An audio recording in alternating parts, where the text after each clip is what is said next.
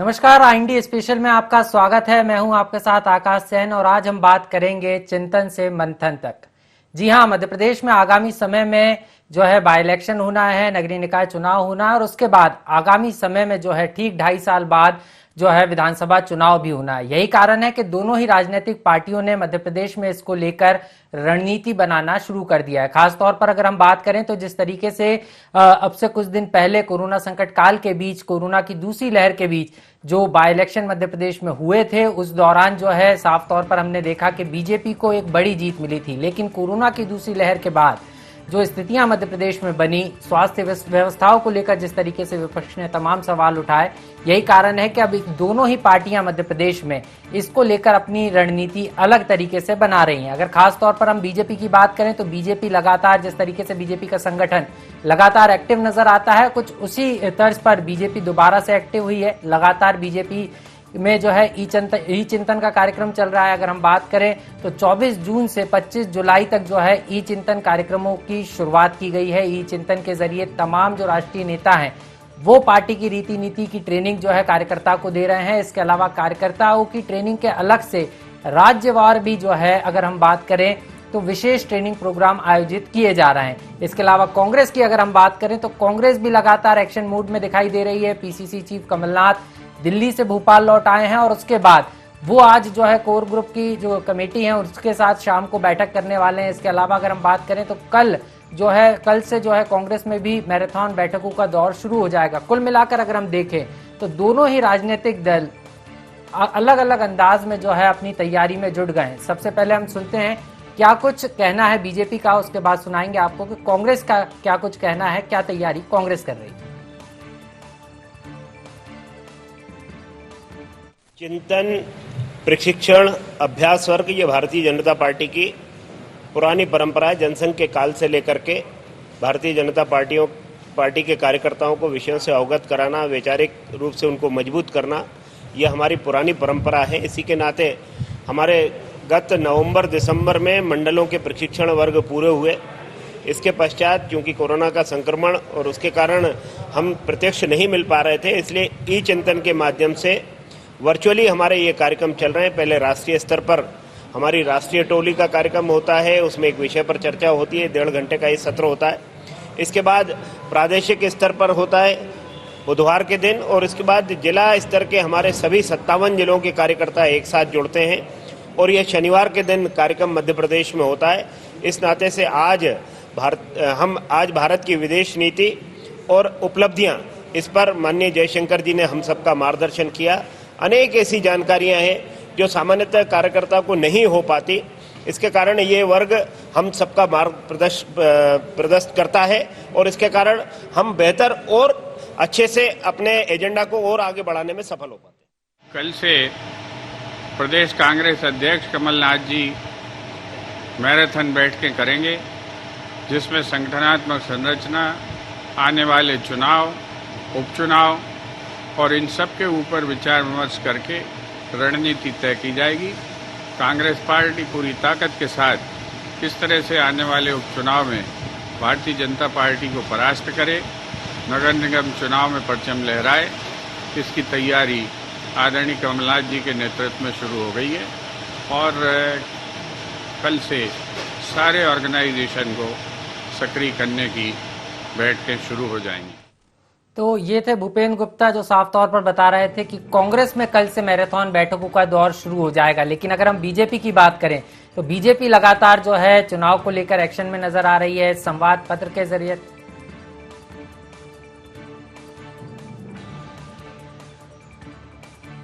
लगातार जो अगर हम देखें तो दोनों ही पार्टियां अपने अपने तरीके से तैयारी कर रही है और खासतौर पर बीजेपी यहां पर चुनावी मोड में नजर आ रही है, क्योंकि एक तरफ जहां संवाद पत्र के जरिए घर घर जाकर लोगों को जनकल्याणकारी कार्यक्रम जो राज्य सरकार ने चलाए हैं, बीजेपी की सरकार ने चलाए हैं, उसको जनता तक पहुंचाने की कवायद है। खास पैनल भी हमारे साथ जुड़ेगा, हरिशंकर खटीक जी होंगे बीजेपी से। इसके अलावा अगर हम बात करें तो अशोक मस्कौले जो कांग्रेस के विधायक हैं और इसके अलावा वरिष्ठ पत्रकार सुरेश शर्मा जी भी हमारे साथ होंगे। सबसे पहले सुरेश जी, स्वागत है आपका, आपके पास आना चाहूंगा। सर, दोनों ही पार्टियां अपने अपने तरीके से चिंतन से मंथन कर रही हैं और लक्ष्य एक ही है कि आगामी समय में जो बाय इलेक्शन होना है और नगरीय निकाय चुनाव होना है उसमें किसी तरीके से जनता का विश्वास जीता जाए। देखिए, चिंतन करने का और मंथन करने का कार्यक्रम भाजपा में तो हमेशा चलता रहा है और कमलनाथ जी ने मध्य प्रदेश में आने के बाद से ये कार्यक्रम शुरू किए हैं, तो मुझे लगता है ये एक अच्छी परंपरा है। और अपने जनप्रतिनिधियों को यदि प्रशिक्षित करते हैं और किस तरह से जनता के बीच में जाकर के अपनी बात कहना है, ये यदि कांग्रेस में भी शुरू हुआ है तो निश्चित रूप से स्वागत के योग्य है। भाजपा में ये चलने वाली परंपरा है और इस प्रकार से मतलब आमतौर से महीने में एक आध तो शिविर हो ही जाते हैं, एक आध बैठक हो ही जाती है, एक आध कार्यक्रम हो ही जाता है, तो वहां सक्रियता ज्यादा है। लेकिन इन सब बातों के बाद एक बात मैं पहले ही दौर में कहना चाहूंगा कि जो राजनीतिक पार्टी इस तरह के आयोजन करके अपने कार्यकर्ता के माध्यम से जनता में डिलीवरी कर देती है अपने प्रोग्राम्स की, उसको सक्सेस मिलती है। अब इसमें कांग्रेस कितना अपने आप को सेट कर पाती, क्योंकि भाजपा के यहाँ पहले चलता है इसलिए वो सेट है, उनके कार्यकर्ता भी सेट है। जी बिल्कुल सर, मैं आपके पास आऊंगा। हमारे साथ हरिशंकर खटीक जी भी जुड़ गए हैं, बीजेपी से विधायक हैं, प्रदेश महामंत्री हैं, उनके पास आना चाहूंगा। सर स्वागत है आपका IND 24 में। चिंतन और मंथन का लगातार दौर चल रहा है sir. Hello, Bharatiya Janata party एक हमेशा कार्यकर्ता मूलक पार्टी है और कार्यकर्ताओं के आधार पर ही भारतीय जनता पार्टी में काम चलता है। सब जानते हैं कि देश और दुनिया की सबसे बड़ी पार्टी कोई है तो वो भारतीय जनता पार्टी है। भारतीय जनता पार्टी में हमेशा काम के लिए कार्यकर्ता और कार्यकर्ताओं के लिए काम हमेशा करने का काम किया जाता है। दिन रात पार्टी का कार्यकर्ता दिन रात परिश्रम करता है, दिन रात मेहनत करता है, दिन रात संघर्ष करता है। चिंतन शिविरों का आयोजन भी किया जाता है। चिंतन शिविरों के साथ साथ अभी आप सबको जानकारी होना चाहिए कि हम लोगों के दीनदयाल समितियां बनने का काम भी चल रहा है। दूसरा, नगरीय निकायों के चुनाव की तैयारियां, ग्रामीण क्षेत्र के पंचायतों के चुनाव की तैयारियों के साथ साथ कई और महत्वपूर्ण काम हमारे भारतीय जनता पार्टी के द्वारा किए जा रहे हैं। उसमें एक सबसे महत्वपूर्ण काम है कि प्रदेश कार्य समिति की बैठक, प्रदेश कार्य समिति का बैठक हुई। इस बार जिला कार्य समिति की बैठकों का आयोजन भी किया जा रहा है। जिला कार्य समिति की सर कार्यक्रम की तो लंबी रूपरेखा है, लेकिन इस बार बीजेपी अलग मूड में नजर आ रही है, क्योंकि अगर हम बात करें तो 2018 में जितना विश्वास बीजेपी को था कि सत्ता से बाहर नहीं जाएंगे, लेकिन कुछ गलतियां हुई। यही कारण रहा कि भले ही 1.5 साल के ही लिए सही, लेकिन बीजेपी को सत्ता से बाहर जाना पड़ा था। और यही कारण है कि इस बार बीजेपी तमाम वो काम कर रही है जिससे जनता का विश्वास बीजेपी पे बने रहे। क्योंकि एक तरफ आप लगातार टोली वाइज जो है प्रशिक्षण कार्यक्रम कर रहे हैं, ई चिंतन का कार्यक्रम कर रहे हैं, इसके अलावा बीजेपी के जो कार्यकर्ता हैं वो घर घर जाकर संवाद कर रहे हैं, तो कुल मिलाकर आप किसी भी तरीके से कांग्रेस को मौका नहीं देना चाहते। किसी प्रकार के कार्यकर्ताओं, कांग्रेस पार्टी की तो बात ऐसी है कि जब कांग्रेस का जब चुनाव होता है तब कांग्रेस का कार्यकर्ता दिखाई देता है और वो भी कभी कभी रैली, लेकिन भारतीय जनता पार्टी का हमेशा कार्यकर्ता दिन रात मेहनत करता है, दिन रात परिश्रम करता है, दिन रात चिंता करता है, हर चौराहे पे खड़े होकर बात भी करता है, तो पार्टी के हित की बात करता है। चलिए आपके सवाल का जवाब ले लेता हूं। हमारे साथ डॉक्टर अशोक मस्कोले जी जुड़ गए हैं, कांग्रेस से विधायक हैं। सर स्वागत है आपका। अशोक जी, बीजेपी कह रही है कि चुनाव के समय ही आप लोग एक्टिव होते हैं, कल से आपकी भी मैराथन बैठकें शुरू होने वाली है। ऐसा नहीं है, छल बल से तो इन्होंने सरकार बना लिया है, लेकिन जो जनता के बीच में जो हाहाकार मचा हुआ है, चाहे वो महंगाई से रिलेटेड हो, चाहे वो बिजली की समस्या हो, चाहे कानून की लाचार व्यवस्था हो, कोरोना की असंतुष्टि, इस बड़े लेवल पर एक हर गांव हर घर में जो मौतें हुई है, ये जवाब देने की स्थिति में नहीं है। ये सरकार तो बना ली है, ये पता नहीं किस चीज का चिंतन कर रहे हैं, किस चीज का संवाद कर रहे हैं, लेकिन जो जनता जिन चीजों से परेशान है, जिन समस्याओं से जूझ रही है, उस पर ये कोई बात नहीं कर रहे हैं, उस पर ये कोई चिंतन नहीं कर रहे हैं। ये पार्टी गतिविधि की बात कर रहे हैं और ये अपनी कार्य समिति की बात कर रहे हैं। अरे हम ये कह रहे हैं कि आप जनता के लिए क्या कर रहे हो, महंगाई के लिए आपकी क्या कार्य योजना है, आप कोरोना से इतने लोग मरे हैं, उनके साथ जो वादा खिलाफी हुई है, आज कर्मचारी वर्ग कोरोना में जिनको हम भगवान का दर्जा दे रहे थे, स्वास्थ्य के अमले, वो लगातार एक के बाद वो हड़ताल पर है। असंतुष्टि का इतना बड़ा लेवल है, आप उसको मैनेज कैसे कर पा रहे हैं? आप मैं बताऊं, जिस महंगाई को ये डायन बोलते थे 2014 के पहले, अब इन्होंने उसको मौसी बना दिया है, खूब फल फूल रही है। सर तो कांग्रेस भी इन मुद्दों को कहां उठा पा रही है? कुछ जगह जरूर प्रदर्शन देखने को मिलता है, लेकिन महंगाई की बात कांग्रेस कर रही है, लेकिन एक बड़ा आंदोलन मध्य प्रदेश में कांग्रेस खड़ा नहीं कर पाई। तो क्या इसी को लेकर आप मैराथन बैठक करेंगे और जनता के बीच में जाने की तैयारी करेंगे? सर हम सीधे तौर पे जनता के बीच में हैं। जनता को भी ये बात पूरी तरह से समझ में आ गई है कि बीजेपी की सरकार नाकाम है। ये अपनी पार्टी गतिविधियों की बातें करते हैं, जनता की मुद्दों की बात नहीं करते हैं। हम बता रहे हैं अब आने वाले जो दमों के बाद में अब जो आने वाले 3 विधानसभा और 1 लोकसभा का जो चुनाव है, इनको समझ में आएगा कि अब क्या जनता क्या चाहती है।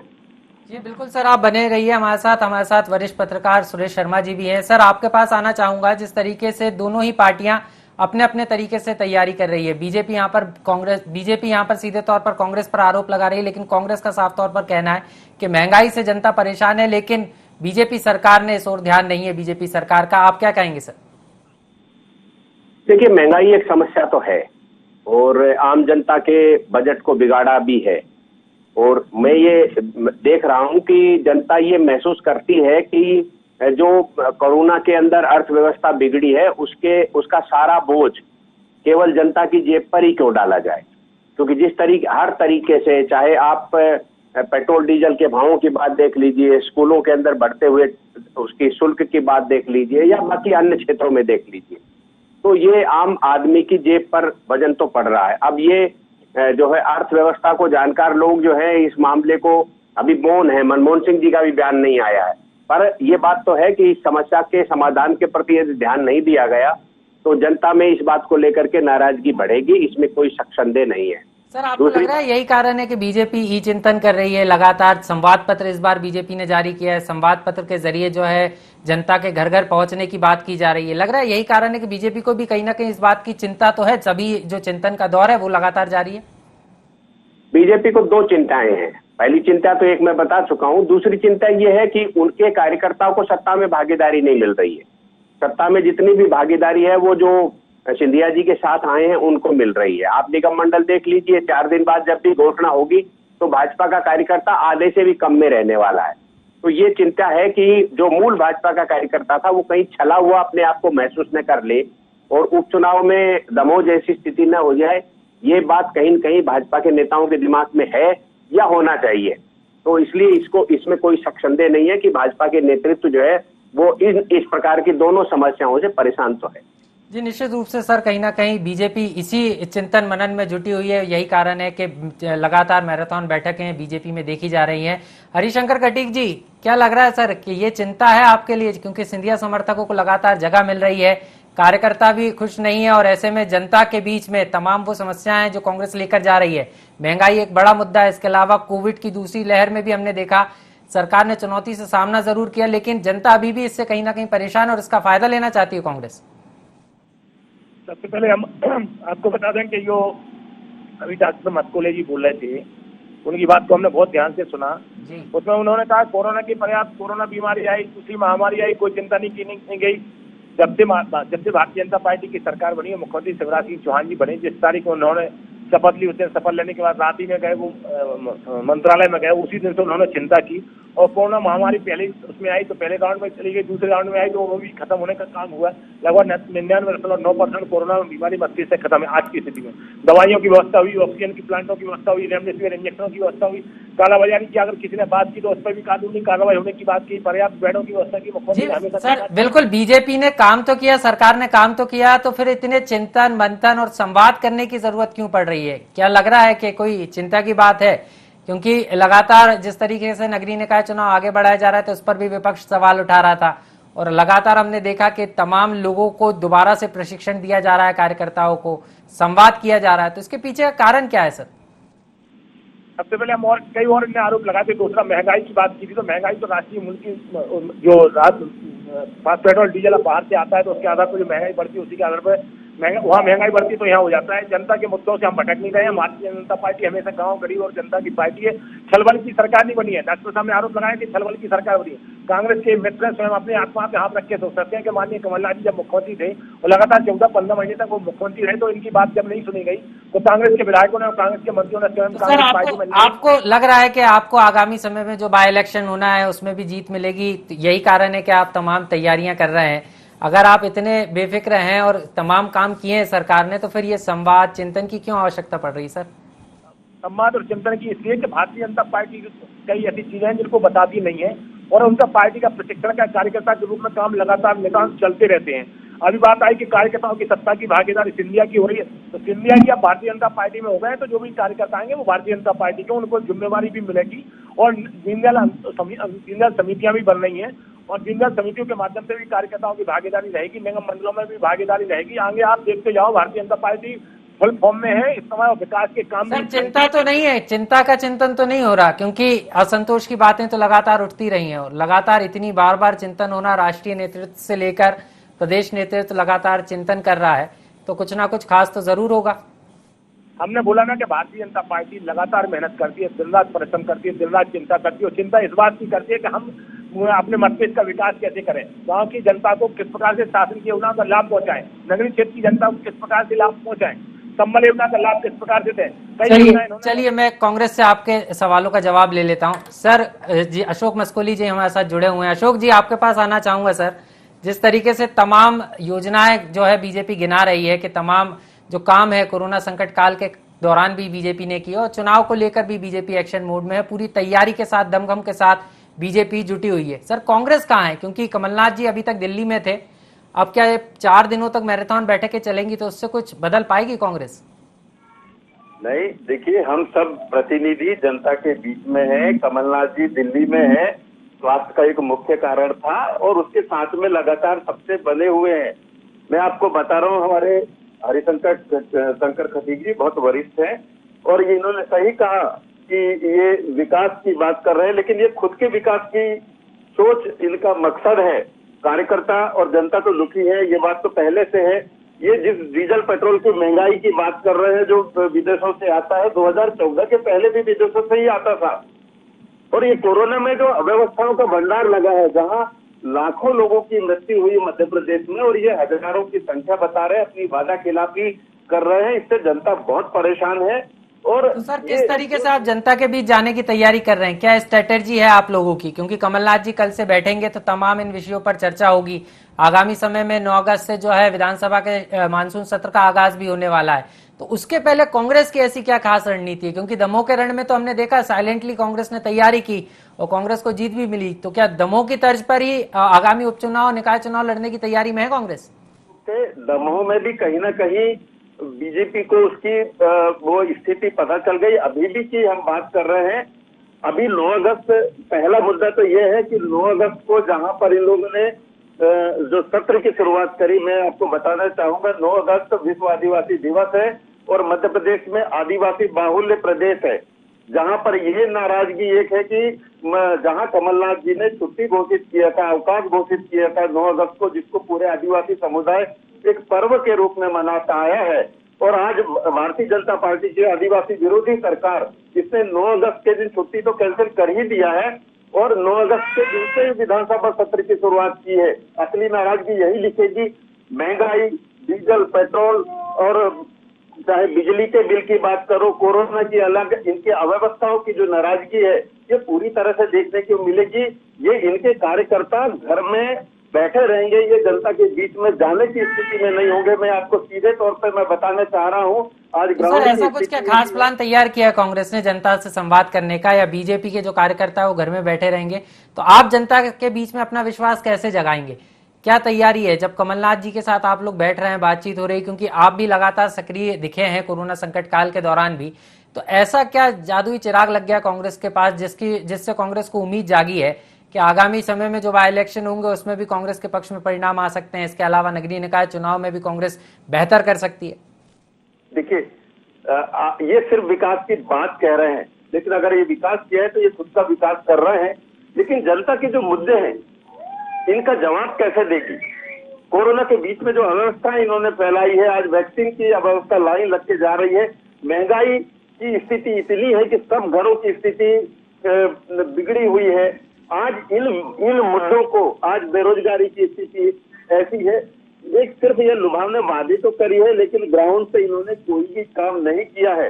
अब ये जनता के बीच में किस मुंह से जाएंगे और क्या अपने वादे गिनाएंगे, क्या अपने उपलब्धि गिनाएंगे। मैं कह रहा हूँ ये जाएंगे। चलिए अभी मैं बीजेपी से पूछ लेता हूं, हरिशंकर खटीक जी किस मुंह से जाएंगे ऐसा कांग्रेस पूछ रही है, क्योंकि कोरोना संकट काल में परेशान है, महंगाई से परेशान है, और साफ तौर पर बीजेपी पे आरोप लगा रहे हैं अशोक मस्कोली जी। उनका साफ तौर पर कहना है कि 2014 के पहले जब केंद्र में कांग्रेस की सरकार हुआ करती थी उस समय बीजेपी साइकिल चलाया करती थी।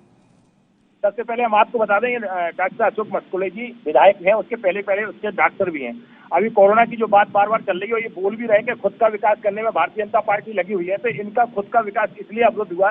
कोरोना बीमारी आई और हमारे मध्य प्रदेश के मुख्यमंत्री शिवराज सिंह चौहान जी ने दवाइयां फ्री, हर चीज फ्री देने का काम किया, निःशुल्क इलाज कराया, तो इनकी जरूर टैक्स जरूर बंद हुई होगी एक चीज, तो इनका खुद का विकास रोकने का काम किया। ये दूसरा आरोप लगा रहे थे लाखों लोगों की मौतें हुई, तो हम इनसे पूछना चाहते हैं कि आपके हजारों लाखों कार्यकर्ता जहाँ शमशान घाट है वहाँ पे क्या आपने ड्यूटी पर लगा दिए थे क्या वो लाशों को गिनते रहे क्या? आप लाशों की राजनीति जो कर रहे हैं ये सरासर गलत है। कोरोना में जितनी लोगों की मौतें हुई वो सामुदायिक भवन के माध्यम से, मृत्यु पत्र के माध्यम से जानकारी सबको लग सकती है, लेकिन ये सरासर जो आरोप लगा रहे हैं सरासर गलत है। तीसरा ये बोल रहे हैं कि आदिवासी समाज के लिए इनने वो कुछ नहीं किया। लौटूंगा आपके पास, लौटूंगा।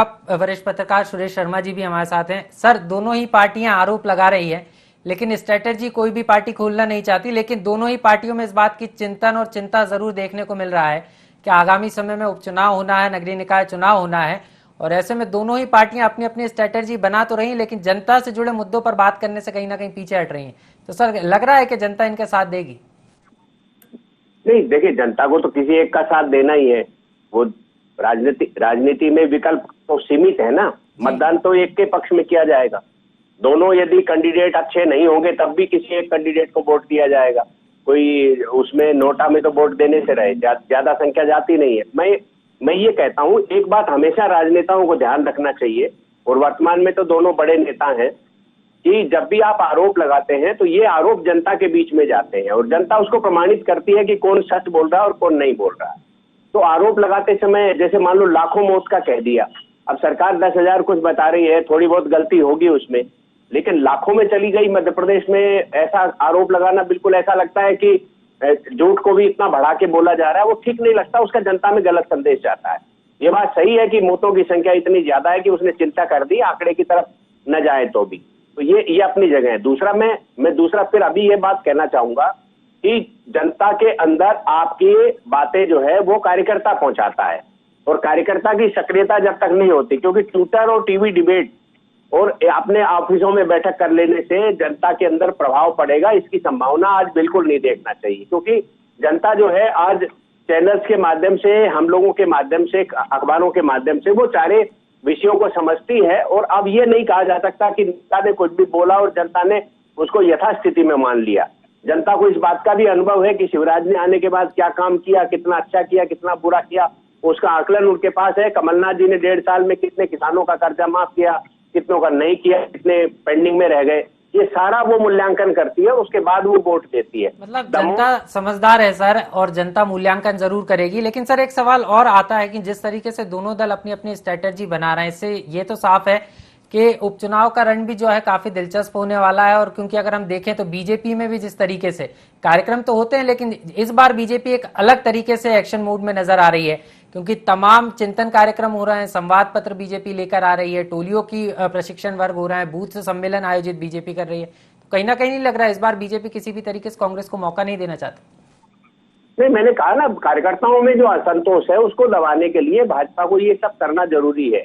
ऐसा नहीं करेंगे तो जो सिंधिया के साथ टीम आई है उसके कारण जो कार्यकर्ताओं में भय है, वो कहने को एक अपन टेक्निकल शब्द का इस्तेमाल कर सकते हैं कि वो वर्तमान में भाजपा के कार्यकर्ता हैं, इसमें कोई संदेह नहीं है कि वो भाजपा के कार्यकर्ता हो गए, लेकिन उसके बावजूद भी यही देखा जाता है, भाजपा के कार्यकर्ता थे तो दिल्ली ने क्यों कहा कि इन दोनों को तत्काल मंत्री बनाइए और वही पुराने विभाग दीजिए। तो ये कहने की बात है, जब तक पूरा समायोजन नहीं हो जाता, जब तक वो सिंधिया के लोग माने जाएंगे, और कम से कम इस सत्र में तो इसलिए भाजपा के कार्यकर्ताओं का प्रशिक्षण करके उन्हें उनके मन में जो जिज्ञासाएं हैं उनको शांत करने का दायित्व जो है भाजपा निभा रही है।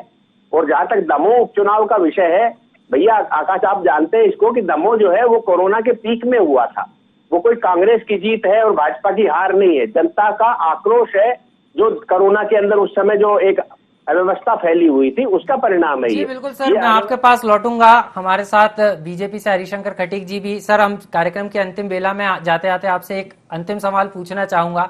सर, इस चिंतन के क्या मायने हैं और आखिर इसका चिंतन का कितना फायदा ले पाएगी बीजेपी, क्योंकि आगामी समय में भी आपके ऐसे चिंतन जारी रखेंगे?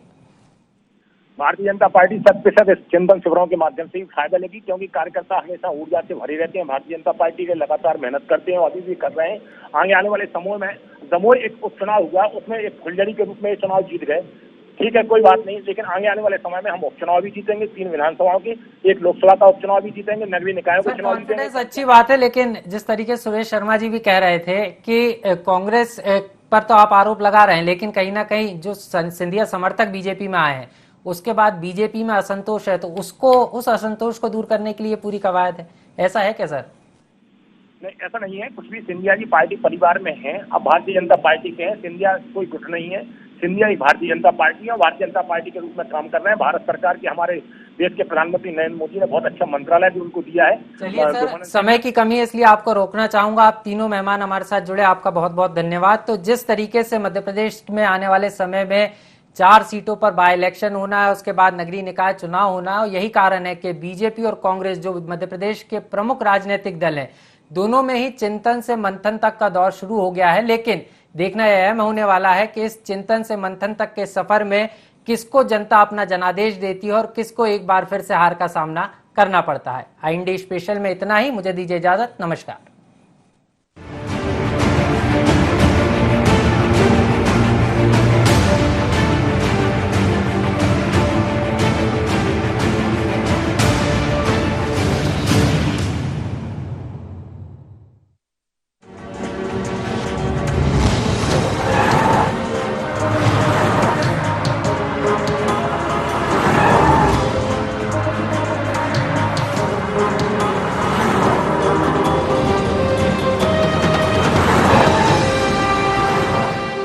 भारतीय जनता पार्टी जो समरसता की बात